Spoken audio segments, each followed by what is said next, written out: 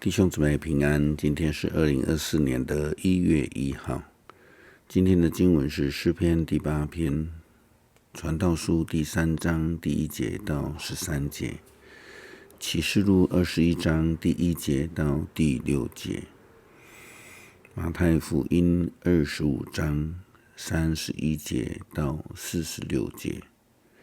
今天要跟大家分享的主题是开始与结束。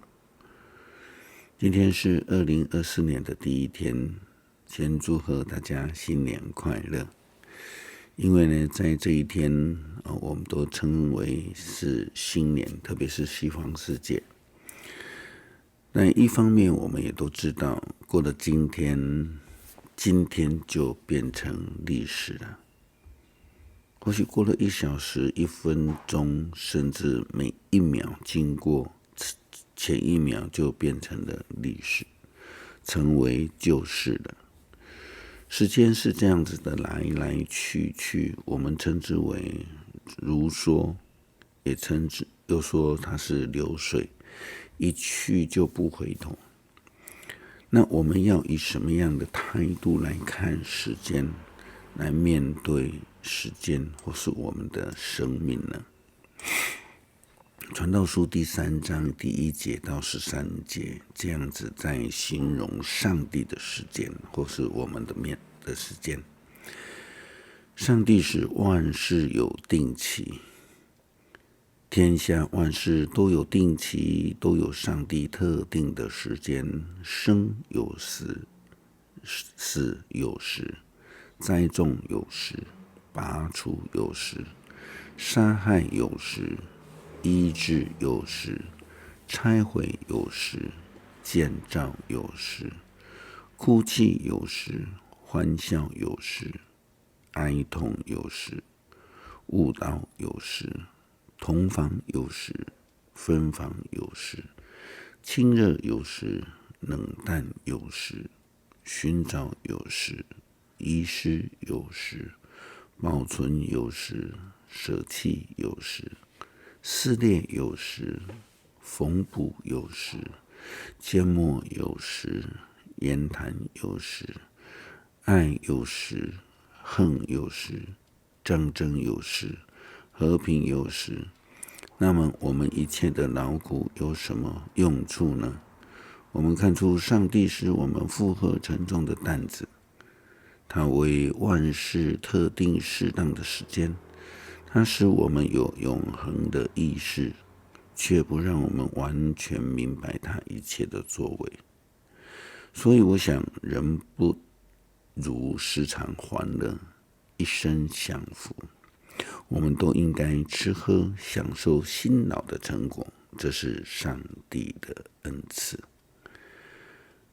当人们盼望着将来的时间来到的时候，对未来存着极大盼望的时候，一方面就表示通常人是处在比较负面的这样的环境跟境况当中，因此盼望着新的未来能够快快的临到。新天新地的盼望是上帝赐给在绝望中的人的应许，因为旧的就要过去，而他们却无法把握明天会是如何。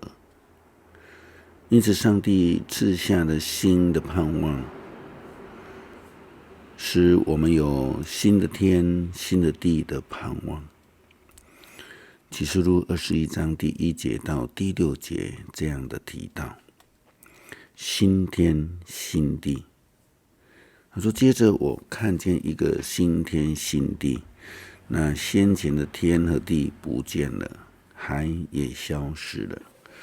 我又看见圣城，就是新耶路撒冷，由上帝那里从天上降下来，像打扮好的新娘迎接她的丈夫。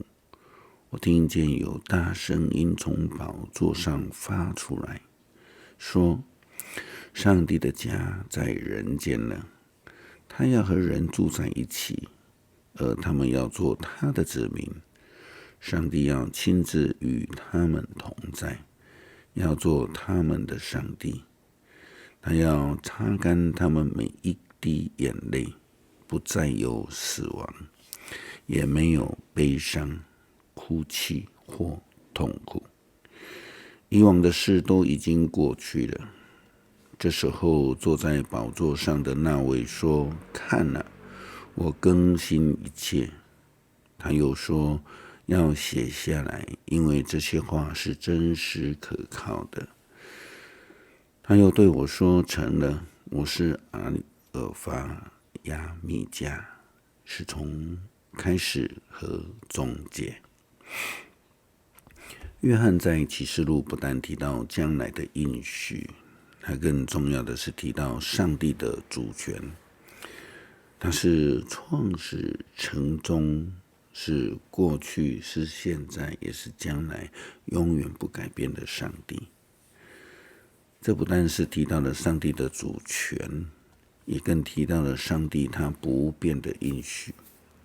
在面对将来的日子、未来的困境当中，基督徒不需要太过于担心，因为日子将会过去，天地将会毁坏。这也是传道士在说的。但是上帝的应许它是永远不改变的。虽然人来来往往，时间来来去去，四季一再的变化，但是那一位阿尔法亚米迦是开始和成终的上帝，永远不改变，他永远都在。马太福音25章31节到46节提到了最后的审判。因为我们所相信的上帝是一个开始与结束，是创始成终的上帝。在世界的末了，基督再临的时候，他将要来判断这个世界，而判断的标准就是在马太福音的经文后面所提到的最后的审判。在人子作王，天使跟他一起来临的时候，他要坐在荣耀的宝座上，地上万民都要聚集在他的面前，他要把他们分为两群，好像牧羊人从山羊当中把绵羊分出来一样。他要把绵羊放在右边，山羊放在左边。